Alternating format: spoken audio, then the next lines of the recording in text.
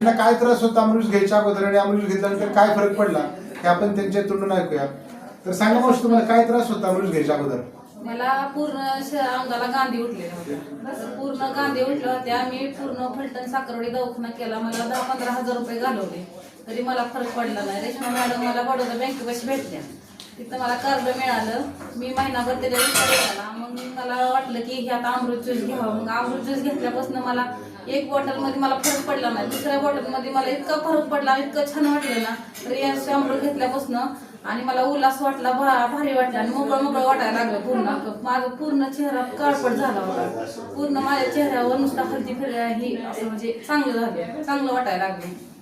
आणि रियाज अमृत घेतल्यापासून पूर्ण बॉडी माझी ही झाली, पूर्ण सुटलेली होती. बीपीचा त्रास मला चालू झाला होता, पण बीपी पूर्ण माझा बंद झाला.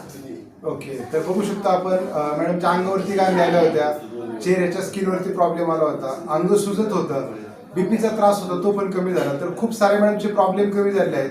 जर तुम्हाला कोणताही डोक्याच्या केसापासून पायाच्या नखापर्यंत जुनाट आजार असेल तर एक वेळा आपला अवश्य 3 महिन्याचा रियाज अमृतचा कोर्स करा. Thank you so much.